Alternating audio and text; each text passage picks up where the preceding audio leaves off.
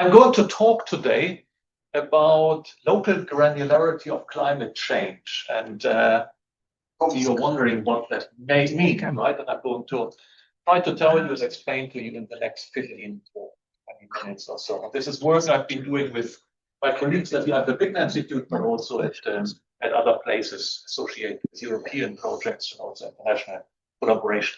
But given that this is a public sort of lecture, let me go one step back and first sort of look a little bit. Can we ask you to do there? Because since a lot of people are following online. To some degree, I might be moving around, right? As we go. How our understanding of climate change evolved, I give you a little bit of a sort of historical review. And basically the story starts, and we know already a lot. There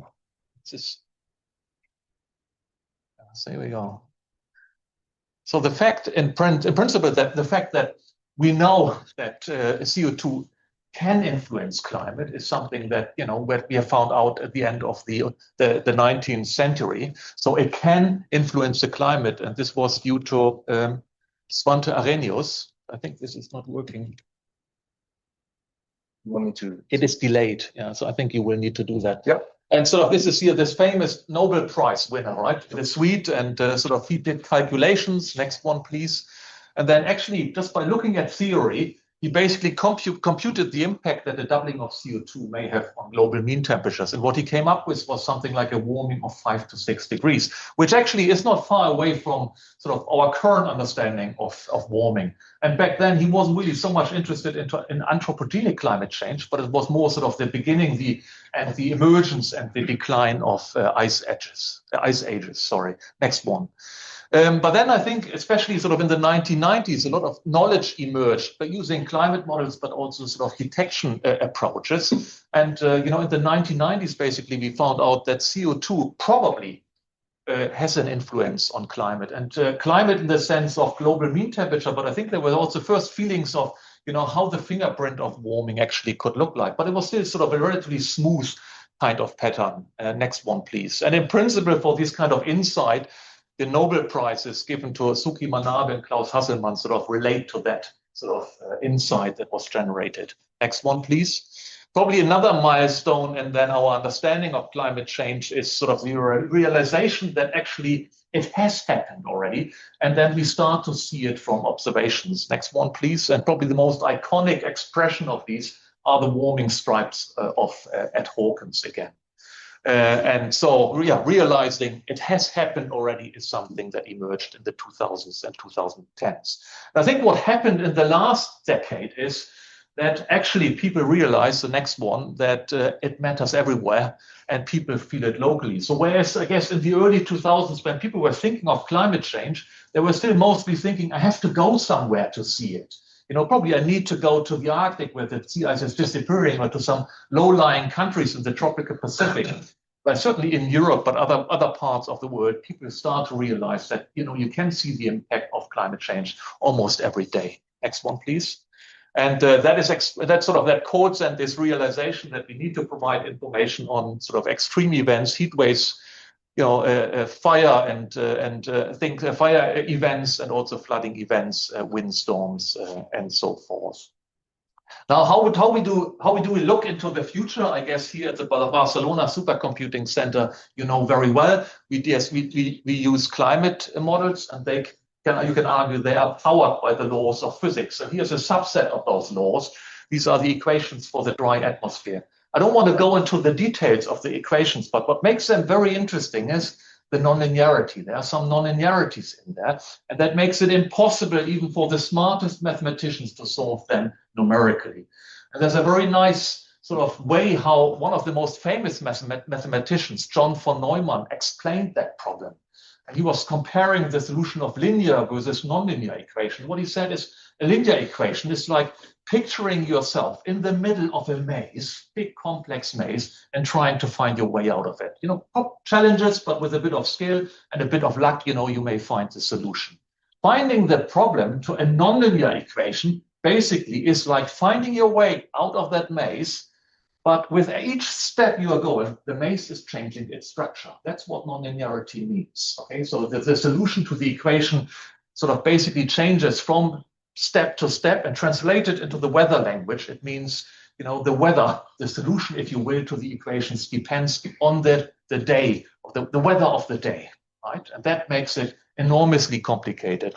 But we do have a solution to that, and that is using models. We sort of discretize the globe, put boxes all over the planet, and then with the help of, next one please, with the help of supercomputers like the one here next door, Mare Nostrum 5, we solve these equations that are valid for each of these grid boxes on computers. And of course, you can imagine these grid boxes. In one of those boxes, the weather parameters are all the same. There's the same cloud cover, the same temperature, the same wind. So you want to make the boxes as small as possible. But the smaller you make the boxes, the bigger the computational problem becomes. Okay, and that's a little bit the constraint we are faced with. And in this EERIE project, the people who are meeting this week, this is really a group of people who are sort of pushing the boundaries in making this smaller and smaller. Next one, please. Now, there is the role of resolution. If we start with the upper left one, can anyone recognize what that is? Any ideas? Okay, then I give you help. Next one, please. Sorry for spoiling. What is it? No worries. You didn't spoil it. Does anyone recognize? Europe. It is Europe. Yes. Next one, please. You feel confirmed, right? That this is Europe. And then the next one. It's Europe. Right? I mean, slightly different weather patterns, but this is basically the story of, next one, please, exactly. So this is a little bit the development of resolution in climate modeling and sort of how models with different resolutions contributed to IPCC. When we talk of kilometer scale models and EERIE models, you're actually meaning the ones on the lower right side. And so, there you start already to see there's these local structures, this local granularity that I want to talk about today. Now, going from the upper left to the lower right is a really difficult task. Next one, please. So going from the left to the right basically means going from something like grid boxes with length of 200 kilometers, going to something like 5 or so. Then realizing that if you halve the resolution, usually the computational effort is increasing by a factor of 10. We are talking about a computational problem that is hundreds thousands of times more complex on the right-hand side than on the left-hand side. And that's why, in fact, we need to run some of our experiments here on the biggest machines and supercomputers in Europe, like the one here next door. Next one, please. And here is one of these models actually in action. And if you see here, Nikolai Koldenov from RV, the person who generated that video, he's sitting here in the first row, right? And this exists already for some time, this animation. Actually, Nikolai has won the best image, the best scientific image of the year. I think it was in 2022 or so for that. And then what it shows is wind speed, an animation of wind speed. And here you see the lighter the color, the faster the winds. And obviously it's Europe. And we don't see any we don't show any land sea mass or anything. It's just a pure wind field. And you see the continents because the wind is lower because of the stronger friction than over the ocean. But you see over land also regions where it's very bright. These are the top of the mountains where you have very strong wind hitting the mountains. You see interesting features in Mediterranean sort of winds sort of falling down, katabatic wind falling down and having a lot of detailed structure. And in the upper left one of my favorites, there's an island called Jan Mayen. And in the wake of that, for hundreds of kilometers, measurably, the winds are calmer than its surrounding. Okay? And again, in these kind of simulations, you see a lot of detail, and this lot of detail we call local granularity. And when Nikolai shared these kind of animations on social media, it really generated lots of traffic. And there were sort of interesting comments, very telling comments, like from senior meteorologists saying, "Wow, that's how wind looks like." Right? Because we think we hear about geostrophy, and probably geostrophy is very valid here, but there's much more than that. What is sort of basic training that we have at university? So that's how wind looks like. Okay? I quite like that description. Now these models, they start to have an enormous degree of realism. That's something we can explore. Next one, please. Let me illustrate this a little bit with one extreme event. As I said, one of the aspects that's very important is for local decision making is extreme events. And I didn't pick Valencia, probably would have been the more obvious one. But in that autumn 2024, we had three major flooding events. Two in Europe, this one here, Central European floods associated with the Alps. We had Valencia, and we had Hurricane Helene in North America. All of them, hydrometeorological extreme events. And I will be touching briefly on this event, which is called Storm Boris. And quite a bit of cost associated with the flooding that this storm produced. Next one, please. And this is from experiments we've been running in the context of Destination Earth on sort of replaying that event with kilometer-scale high-resolution models. I think this needs a bit of explanation. What you're seeing there is a coastline. So we are looking at Europe here, right?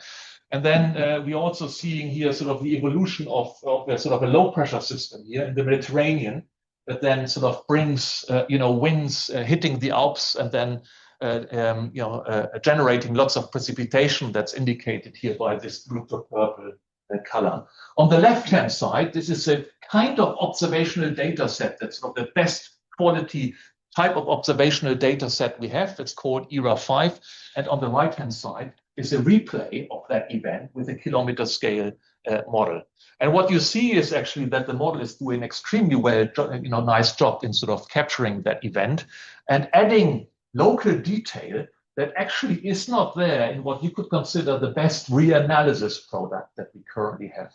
And this replaying, I don't want to go too much into the details, but we managed to do that by basically rerunning that weather event by sort of nudging the large-scale winds in the atmosphere towards observational data.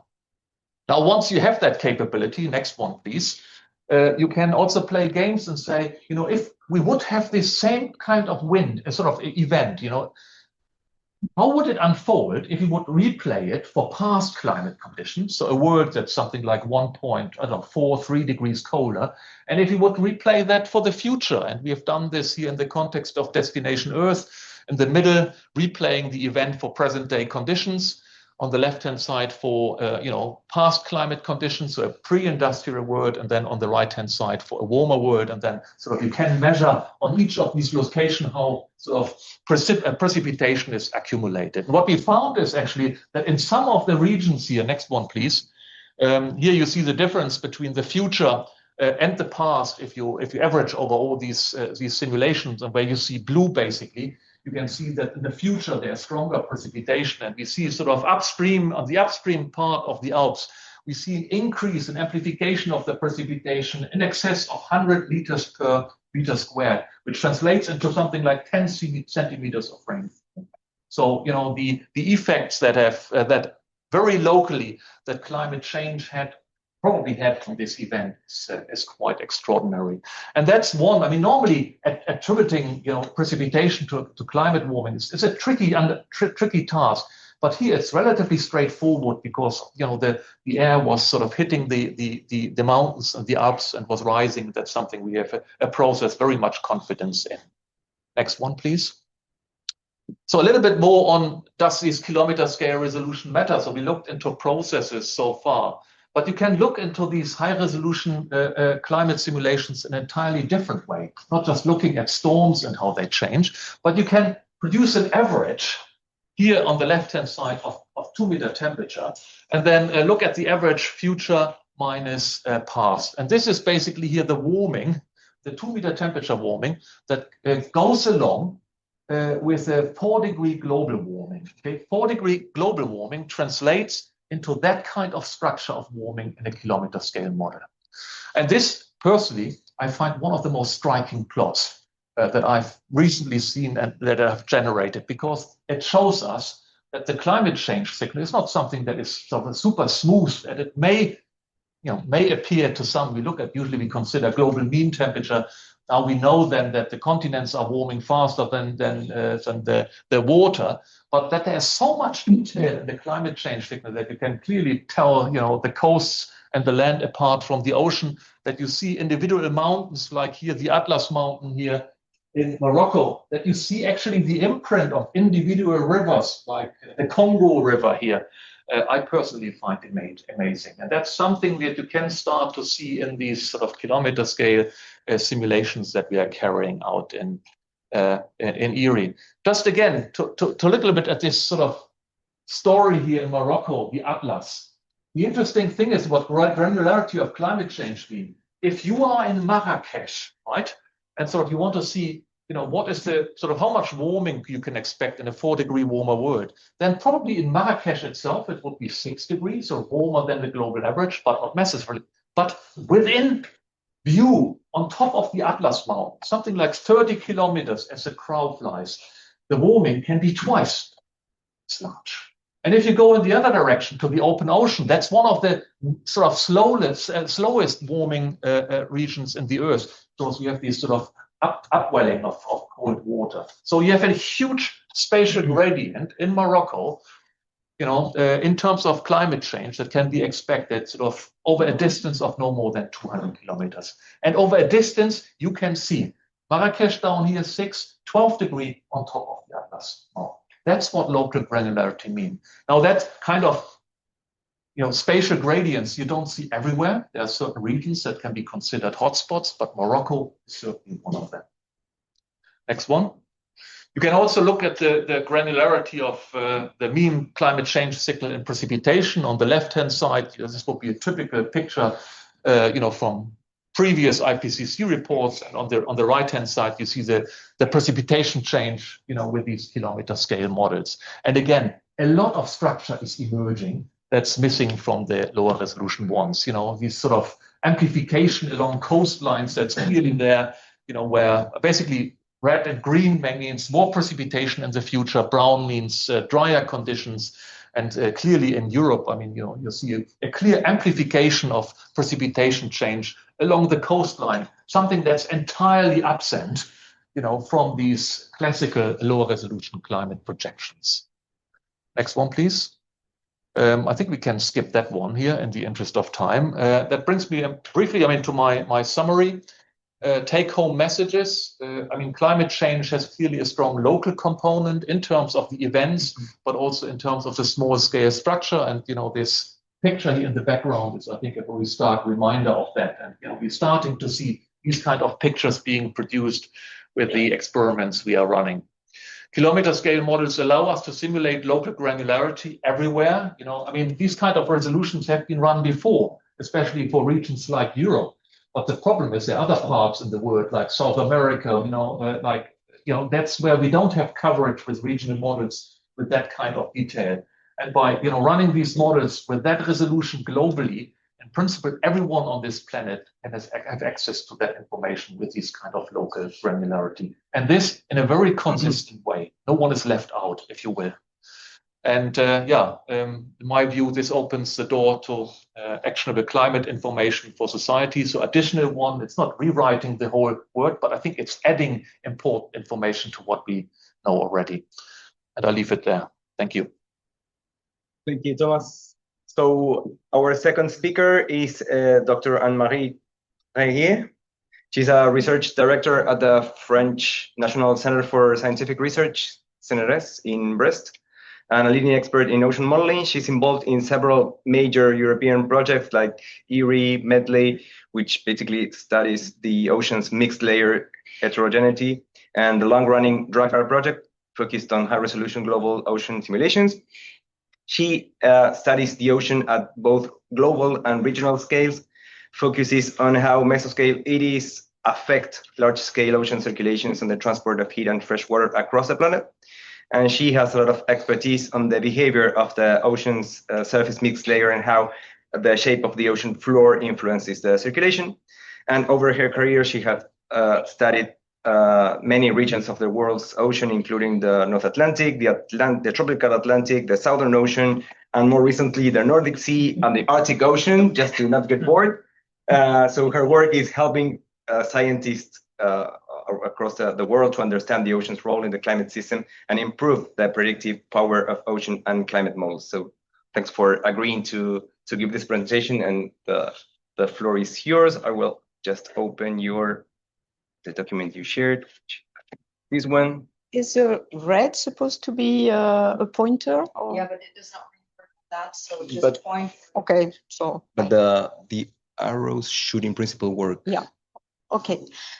So I'm going to talk about ocean eddies, because as we refine the resolution of climate model, one revolution that has come is that now we can represent ocean eddies. So eddies are everywhere you look in the ocean. So those are eddies not very far from here in the Mediterranean Sea. And you can see how nice they look in this map of sea surface temperature. We say that eddies are the weather of the ocean. So why do we say that? I mean, you can just look at those maps.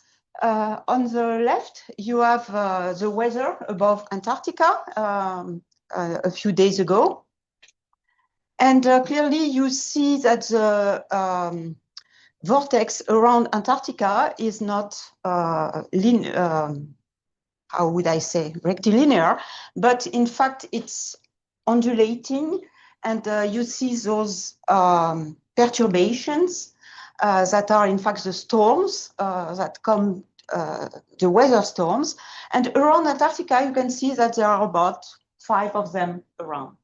Now, if you look into the ocean in a high resolution eddying model, you see that you have many more eddies. And this is because both in the atmosphere and the ocean, the eddies are created by the same process, orogenic instability of the mean flow.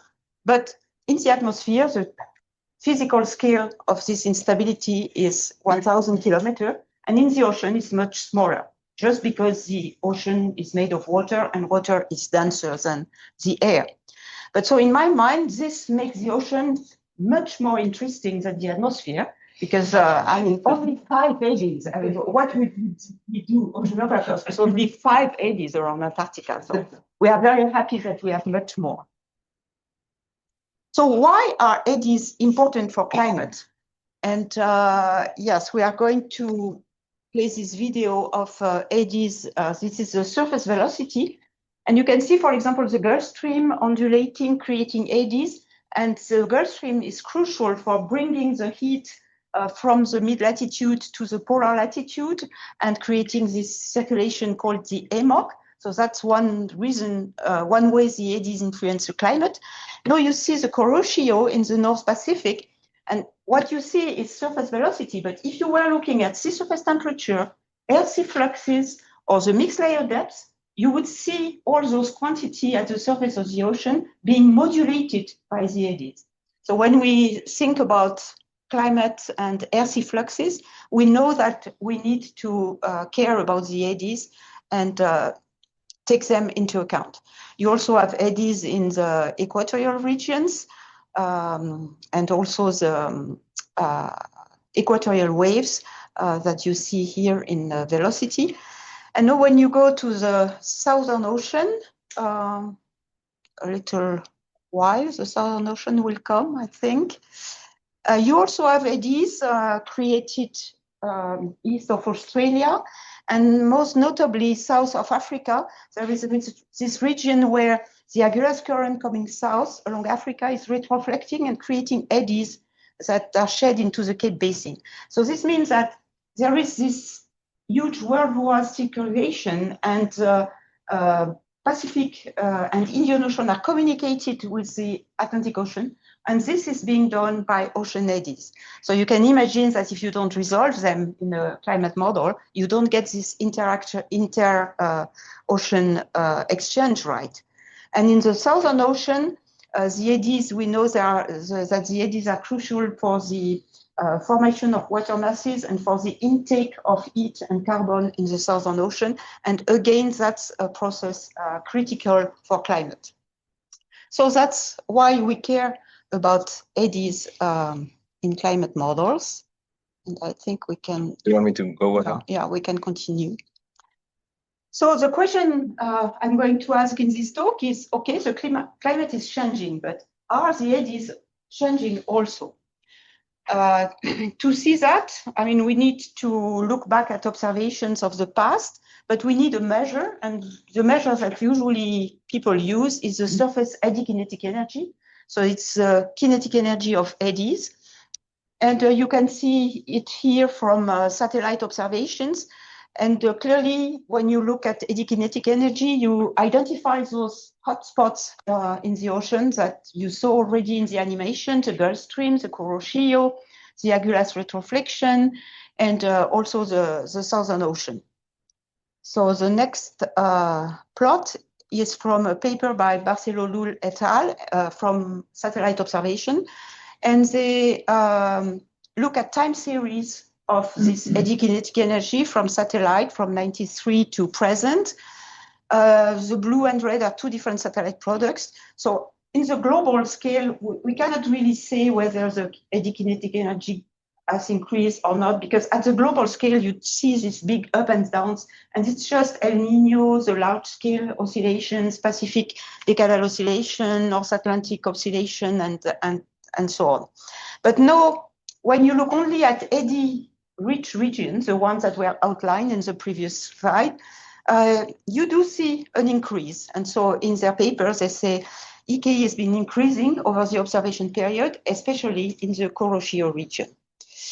Now, in the next slide, this is a map from the satellite data, again, of local trends in eddy kinetic energy. And there you see the problem starting to come, which is that when you average over regions, you can manage to get kind of consistent picture. But if you look grid point by grid point, it's really very noisy. And you have blue, red, places where the eddy kinetic energy has been increasing, where it's been decreasing. So what we can see is that the 30 years of observation is still too short to get out a signal that we can say with confidence is due to climate change. But still we have those climate models, which are now eddy rich. And so we can turn to them and see what do these models tell us about what the future will be. So the first thing we can say,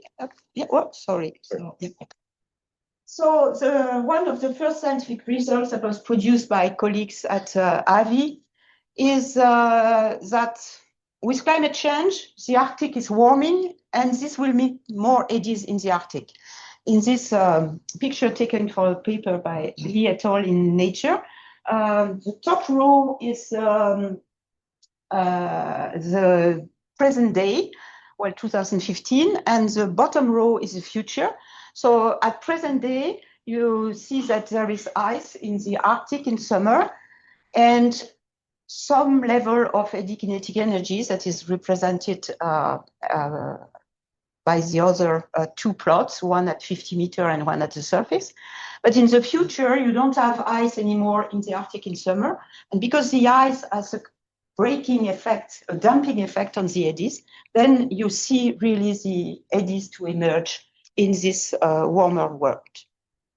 Another study also led in by EERIE. EERIE was really a pioneer, I think, in revealing this the future of the eddies. This is a study by Nathan Beach and collaborators. They used the EERIE model, an ensemble of 5 members with a projection going all the way to the end of the century, 2100.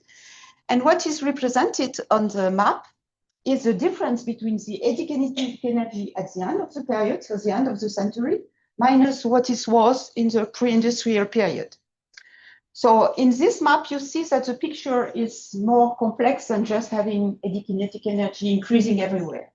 You see those patterns of red and blue that suggest somehow a poleward shift, like if you have a high eddy kinetic energy region, if it's moving northwards, then you will see less equatorward and more poleward.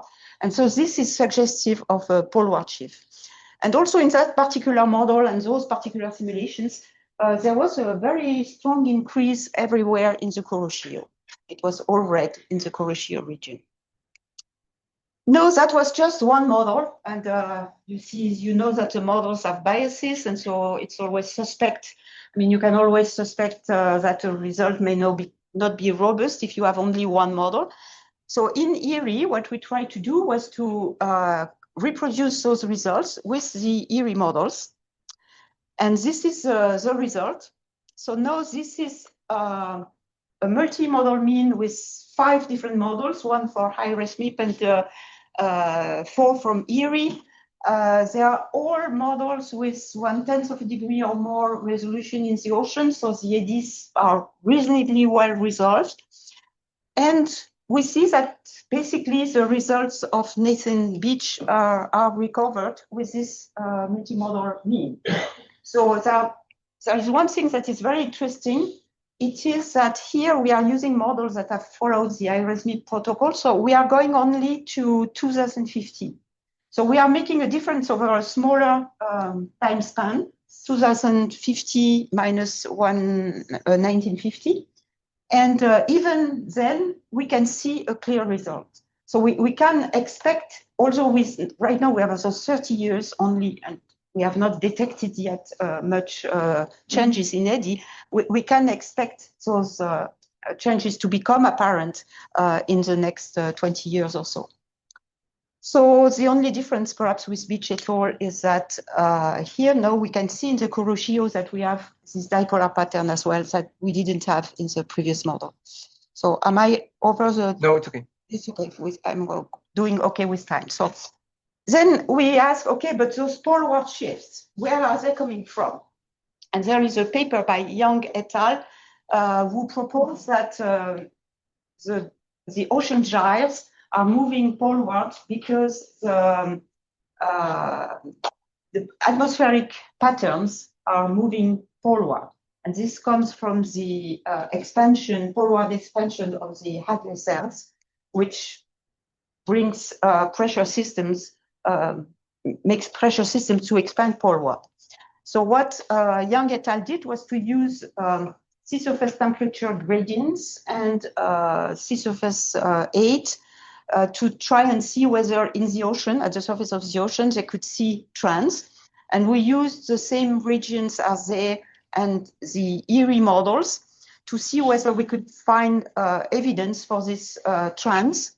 And we recover some of those trends, indeed. So the black is from the observations, and the blue is the full EERIE simulation, the multimodal mean, so from 1950 to 2050. I mean, the gray curves are a little all over the place, but in the multimodal mean, there seems to be some regions, at least, where we can say that this polar shift is consistent. In fact, the curve, I didn't say what the curves were showing. They are showing somehow the central latitude of the gyre. So the latitude weighted by the surface 8. That's the measurement that was introduced by Jung et al. So the poleward shift for the eddy activities then follows the gyre. This is fairly consistent, but we have still work to do. And we can see that when we look at individual models. So we have an ensemble of models, but models do different things. And in this study, we find that what is difficult is that there is not one EERIE model where we could say, okay, this model is worse than the other. This doesn't happen. For each region, for each eddy-rich region, there is one model that is a bit like an outlier doing different things, but it's not the same model in every region.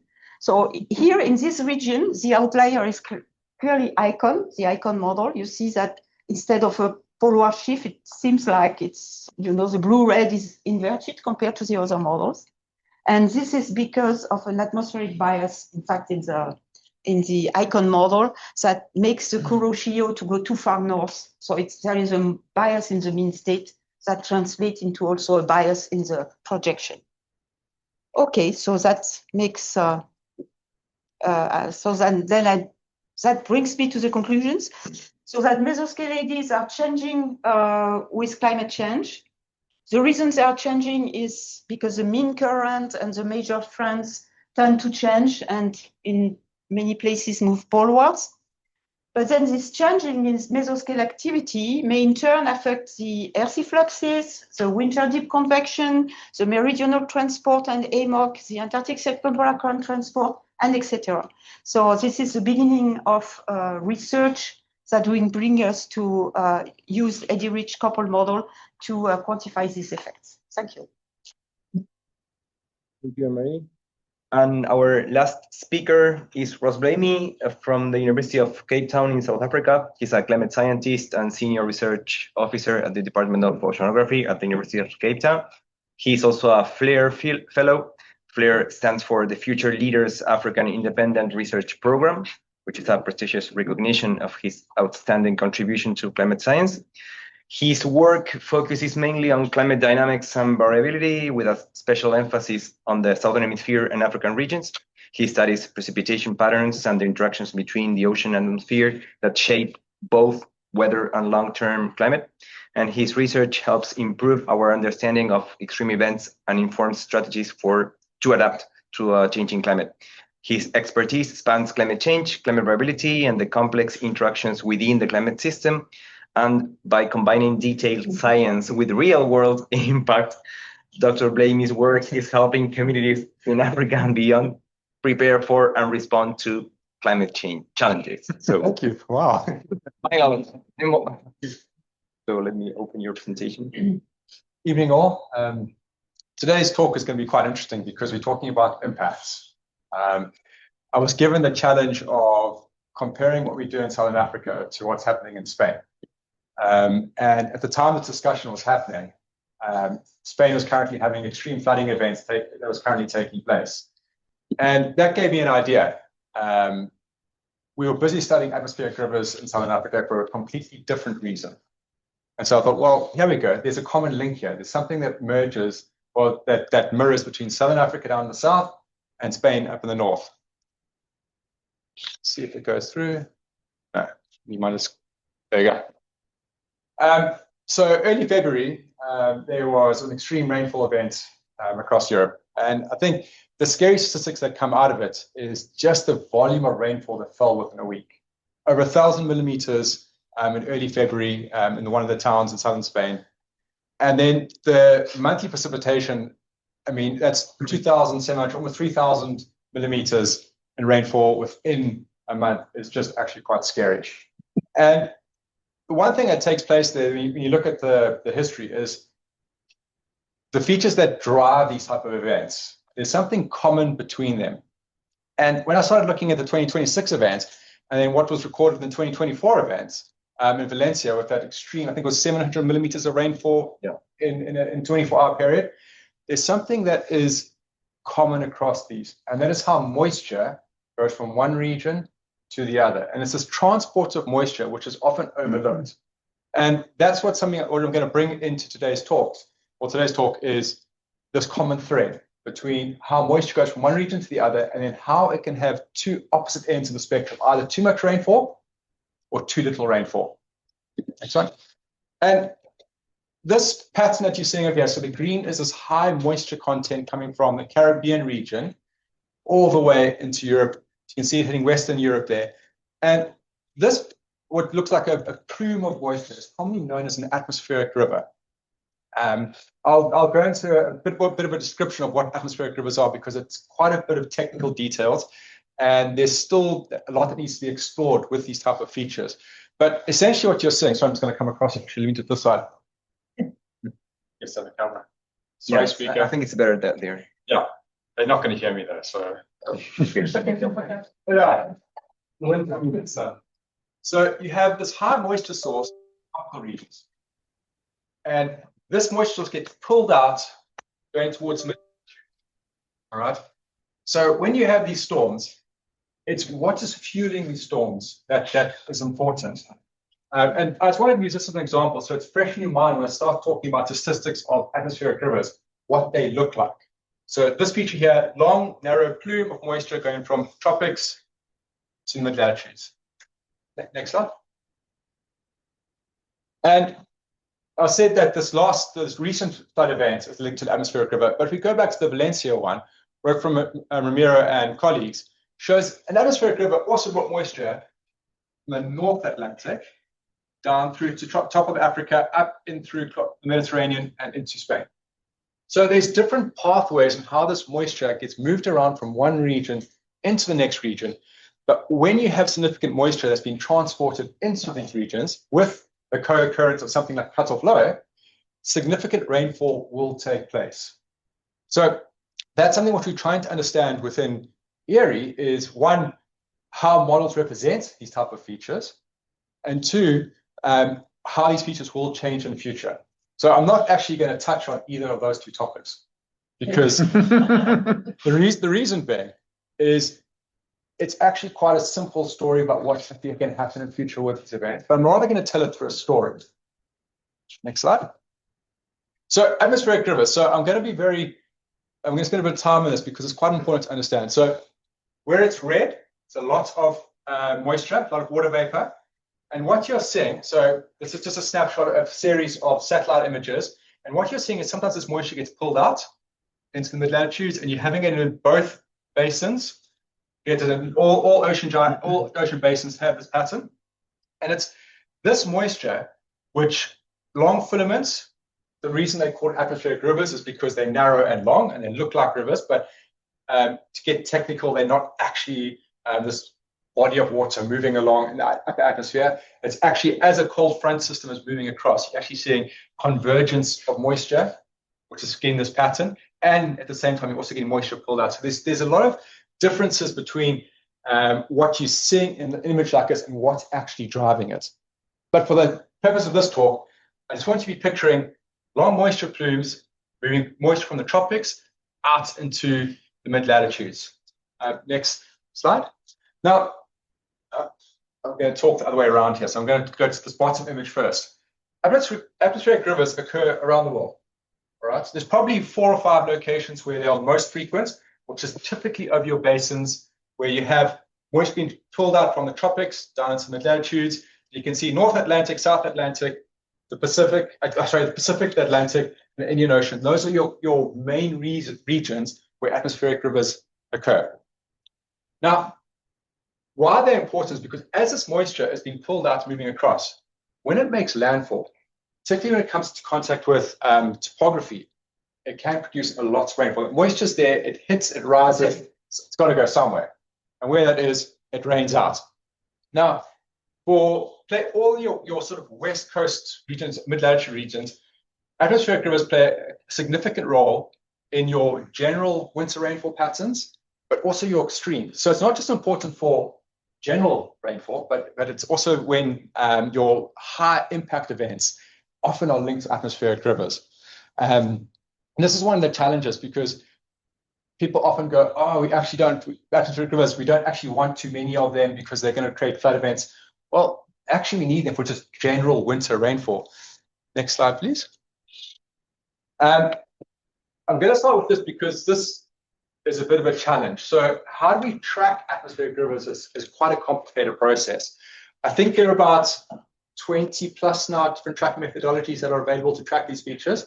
And what I'm showing you here on the right-hand side is, I think this was from about 18 different methodologies to track one atmospheric river. The color codes here refer to how many of them are actually seeing an atmospheric river. A lot of the methodologies see a core of the atmospheric river, but many miss smaller features. Now, this is quite important because it's one of the challenges we had in EERIE is coming up with a methodology that will capture both the weaker type features and the stronger type features. And at the same time, this is just like the general methodology that's been accepted with regards to trying to identify this long, narrow threshold. Most cases they use a set threshold of roughly 250 grams per meter squared or a percentile based of your moisture. That doesn't really work for future climate because you're assuming what you're doing now holds consistent to future. And that's not necessarily the case, purely because we know the atmosphere is going to be holding more moisture because it's going to be warmer. So we have to come up with a methodology that can account for that. There are various methodologies that have been produced in the last few years linked to machine learning. The one that we've adopted is on image processing. Next slide. Yes, atmospheric river in your moisture field. And basically, I'm not going to go through top hat reconstruction and image processing. But what we are trying to do, identify the atmospheric river, track the atmospheric river, build the climatology of atmospheric rivers, and then have a look at the interannual variability, and then go out into the future. So this case here, we're specifically focusing on the South Atlantic for a reason, which I'm going to get into now. But this is the first sort of look. This is in error 5 reanalysis, and we also have done this in the different EERIE models and in the GCMs. But again, that's for another day. Why we are doing this is a very interesting case that some of you might be aware of, but not everyone in the room. Next slide, please. About almost 10 years ago, so this, just to get into it, this is dam level or storage level of water in Cape Town. So we've got a population of about 4 million people. About 10 years ago, 2015 to 2018, we were very close to running out of fresh water. It got to the point where they were actually thinking of shutting down the basic taps. And what was going to happen is we were going to have to go and queue for estimated 6 hours to collect 25 liters water a day. And that was, we were literally, when it got to that red line, we were done. And this became a huge challenge because we're not the first country that's gone through this, but we're probably one of the biggest cities, one of the major cities to have gone through this challenge. And so a lot of work went into this. I'm sorry, I forgot to add, this is well known as the day zero drought, because day zero means the day they're going to turn off the taps. What happens to 4 million people when there's no water?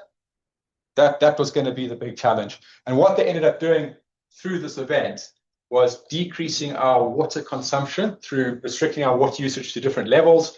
It got to level 6, which was basically saying we're actually running out of options here. And luckily, 2018, we had good rains, and our dam levels returned to what they were. And I sat in a meeting 2 weeks ago when we were discussing this, what to present, and the municipality of City of Cape Town is really worried. Our dam levels have dropped quite significantly already, to the point where we're looking at day zero, number 2, coming up, which is a big worry. So if we drop to the science, the big theory behind this was, well, we can explain this. Next slide, please. A lot of our rainfall occurs through cold fronts across the South Atlantic Basin, coming from the west to the east, hitting the Western Cape, hitting the mountains, raining out. And so what the assumption was, we have fewer cold fronts making landfall in Cape Town, therefore less rainfall. Makes sense. We thought, we solved the puzzle. We didn't take into account at the time that atmospheric rivers are these pathways in which moisture comes from basically South America, the tropical regions, down to Cape Town. Actually, I think the first sort of papers were 2018, looking at atmospheric rivers in the region. Next slide, please. Now, we assumed, okay, less rainfall, fewer fronts, tick box, we got the problem solved. Actually, it wasn't. So this is work by Pedro Sousa et al. And we showed that in 2015 to 2017, compared to the climatology, there was actually less moisture brought by atmospheric rivers to the region. We looked at cold fronts. Cold fronts didn't change. The number of frontal systems that made landfall in Cape Town didn't change over that period. The difference was the amount of moisture brought through the frontal systems that had changed. And these are the sort of nuances behind atmospheric rivers which we still don't really understand. And in this case here, it's a very nice example. Anne-Marie was talking about the poleward shift of the subtropical dryers. Next slide, please. You see it in the atmosphere. These are the sort of first sort of fingerprints you have of climate change occurring here, where your high pressure systems are expanding, pushing further south. And what that means is your frontal systems are coming further south, and that moisture that's coming behind the frontal system, you're just getting the tips of these fronts passing through our region. Now, this is just not Cape Town. Chile went through known as the Vega drought, which was 2010 to 2018. Southern Australia, similar sorts of droughts over that period. And what the consistent message you're getting here is what you have in the subtropics and what's happening in the polar regions is having a huge role in the mid-latitude countries. And this is something which we try to understand So from a climate change perspective, we have a relatively good understanding of what may take place. But from what the atmospheric rivers do, we still don't really know. And next slide, please. One of the issues with this, and I'm going to bring this back to the ocean. This is 2023. This is a marine heat wave. So this is just the Hobday et al. Methodology of identifying marine heat waves. 2023 was one of the wettest years Cape Town has ever seen. Now, the fronts didn't change. The atmospheric rivers didn't change that much in terms of frequency. But what changed was the number of marine heat waves in this particular region here, because as your systems are coming across, this moisture being picked up and then transported into the coastal region. And these are the sort of the co-occurrences of cut-off flows, marine heat waves, atmospheric rivers. How they all co-occur is what we are trying to better understand, not just for Southern Africa, but globally how this is going to take place. And the higher resolution models is what going to help. It's going to help us to understand these sort of impacts. Next slide, please. While this is important, there's a paper that's come out recently with regards to the Valencia flooding and how the increase of moisture from warmer ocean surface temperatures has resulted in the probability, or the increase in rainfall for this event. And this is something which we are noticing more and more, is that our understanding of how rainfall extremes are going to take place in the future, it's linked to how much more moisture the atmosphere can hold. But the important aspect is how that moisture gets from one location to the other. Next slide, please. I think it's going to be towards the end. So, quick summary here. Atmospheric rivers are these important features in the atmosphere that transport moisture from one region to the other. They're very distinct in the sense that they're long, narrow moisture plumes, and they're quite easy to identify, but very hard to track. Visually, we know what they are, we can see them, but in terms of the actual mechanisms to identify and track them, is a lot more complicated. They're not rare events. People say, oh, they're quite rare. No, they're about 4 or 5 at any given time. Any sort of snapshot you look at, you've probably seen 4 or 5 atmospheric rivers occurring. It's when they co-occur, cut-off flows, so that moisture that fuels these events, or when it occurs with a strong cold front, or whether it occurs with a marine heat wave bringing up more moisture, that's when they become more important. Just to talk about why we have a big interest in them again is because they not only lead to extreme rainfall, but when they don't occur, it's the opposite end of the spectrum, it's the drought components. And what we are starting to see, and this is where it's going to be the sort of message with regards to the climate change angle, they're going to be moving further poleward. We know that. They are going to be holding more moisture and transporting more moisture. We know that. But what we don't know is how frequently they're going to interact and hit land masses. So it might be fewer atmospheric rivers making landfall, but with more moisture, it might be more rainfall. So these are sort of the challenges that we are currently trying to tackle and trying to understand, okay, frequency, but also the flavors of atmospheric river. Flavor being the characteristics. How much moisture does it have? What orientation does it make landfall along coastline? And from that, we are hoping to have a better sort of storyline, what might change in future and how atmospheric rivers are going to be driving that, particularly for the mid-latitude regions. Thank you.